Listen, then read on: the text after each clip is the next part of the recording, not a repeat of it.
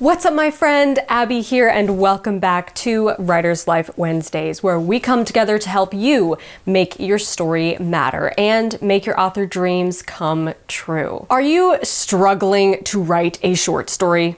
Like, no matter what you write, you're not happy with it? And no matter what advice you take, nothing seems to help? If so, don't worry, you're not alone. And in this video, I'm going to debunk some of the common short story writing myths that are probably holding you back and show you what to focus on, what is important, so that you can write a short story that matters to you. Let's go. Why does your story matter? Good question. What if I told you that there's a science behind every great story? I don't just teach you how to write. I teach you how to change the world with your story and make your author dreams come true. There are a few common myths about writing short stories that discourage so many writers and create this very restricted, one-size-fits-all method for short story writing, which is actually creatively damaging. Most writers will tell you that before you go to write a short story, you need to read short stories. Like, you can't get started right away. You have to go educate yourself first. This is not true. Reading short stories might be helpful to some writers, but not all of them, because here's the unpopular truth: not all writers are big readers. So no. You don't have to go and educate yourself by consuming stories that other writers tell you you should read. If you enjoy reading short stories and you get inspiration from them, cool, go ahead. But don't look at it as the path that you have to take that will get you to where you want to go. That will probably cause you to be more self-critical and more intimidated by the idea of writing anything at all. Most writers will also tell you that you should write short stories before trying your hand at something more complex, like a novel. Like, don't think that you can go and write a novel right away, because you need to write a bunch of short stories before you're seasoned enough to write a novel. This is also a lie. You don't have to write short stories in order to be qualified to write a novel. I think most writers think of short stories as like the cheap art book of painting. You know, like the thin paper that's not very good quality that you practice on. And then the novel is like the thick, fancy, expensive watercolor paper, and you better not touch that unless you're a great writer and you're going to write something amazing, which is just a really toxic way to look at writing. Now, I am all for practicing, okay? I think practice is very important, and short stories are a great way to practice writing because the best practice comes when you're not taking something too seriously. Short stories are ideal for this because you probably don't have to publish it or even show it to anybody else if you don't want to. My personal favorite medium for non-serious practice writing is fan fiction, because you definitely don't have to worry about it being good enough to publish. But oftentimes writers, especially new or insecure writers, will treat their practice projects with contempt. Like this attitude of, oh, it's not good, it's really actually bad, please don't read it. But what if we looked at all of our writing as practice?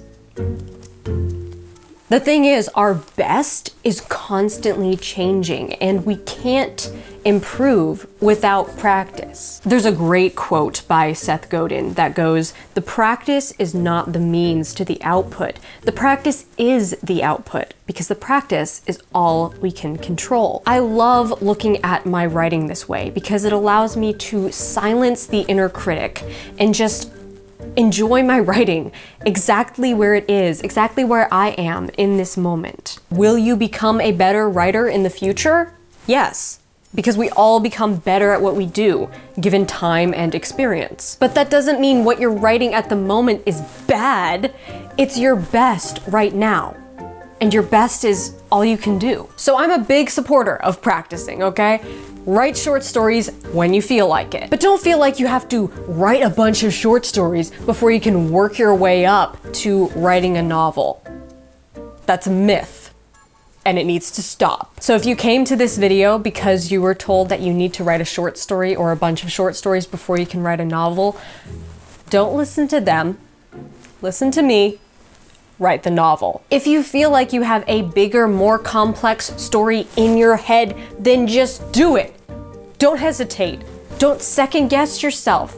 Don't fall into the trap of believing that some other writer is better or smarter than you. We're all on this journey together, and no two writers are exactly alike. All right, now that those myths are out of the way, let's talk about the fundamentals of short stories. First, plot. I've heard a lot of people say that the way to tell if your plot is good for a short story or good for a novel is to go by story size. So if you have a small idea, small premise, that's better for a short story. If you have a bigger, more complex premise, then it's a novel.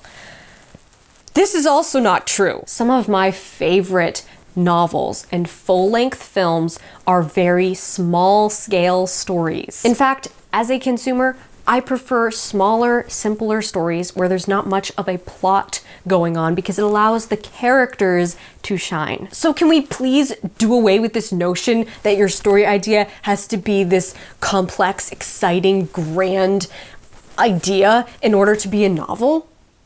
It's just not true. If you've seen any of my videos, you know that story is not about the plot. It's not about what happens. It's about how your character transforms as a result of their journey. So that being said, here's a better question to ask yourself to figure out whether your idea is best suited for a short story or a novel. Not, is this a small idea or a large idea? Instead, ask yourself, how long or extensive do I want to make this character's journey? Will there be side characters or subplots?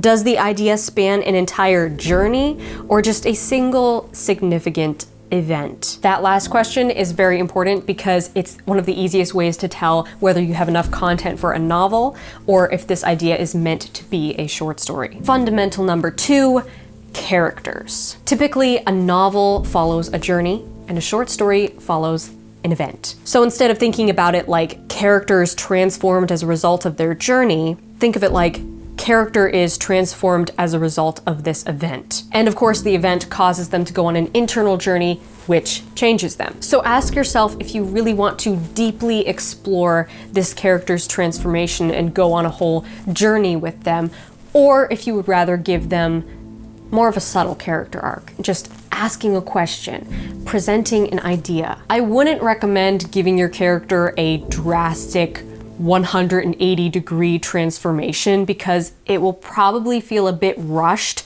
within the framework of a short story. But they can still have an aha moment because your story has to present an idea, it has to present a truth, it has to matter to you, right?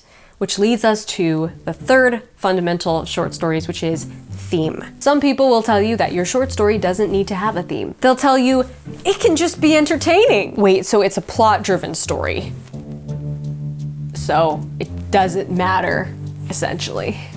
Sorry, I gotta be honest. If you want someone to read your short story and get something out of it and enjoy it, but also remember it, if you want it to stick with them, then you better be writing some kind of theme or truth into this story. You better be sharing some kind of idea with somebody.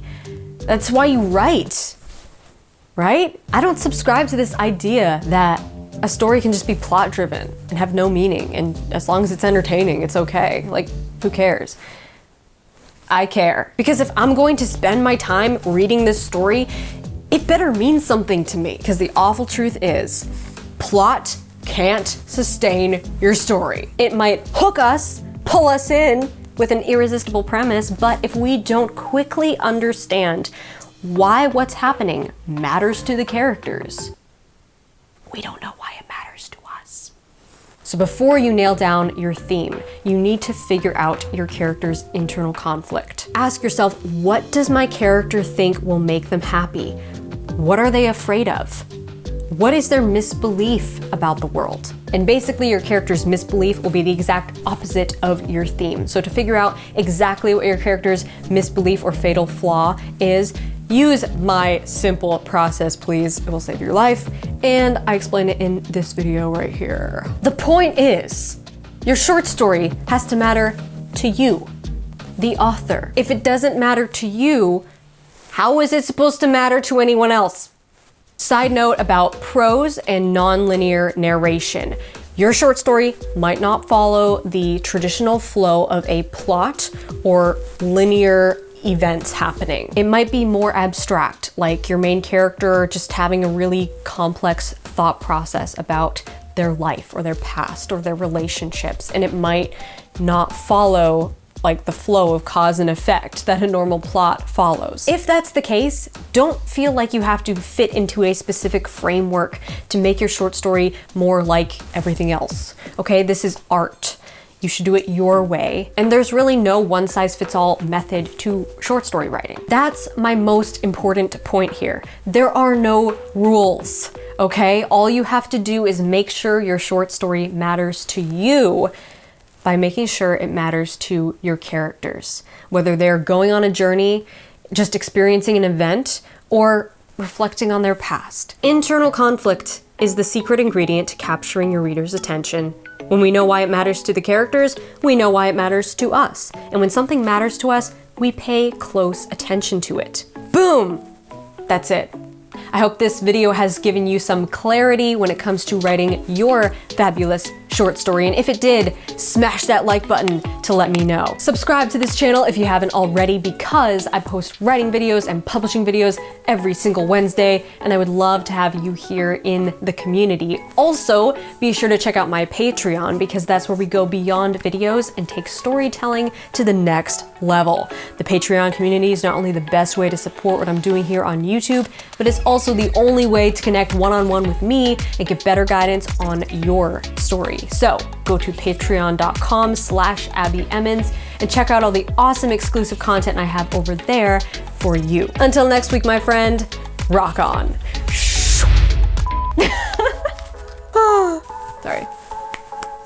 Your character's misbelief or fatal flaw. Hello? I'm talking. I feel like I'm being so ridiculously salty today. I've like been saving up my salt and I'm just like pouring it all into this video.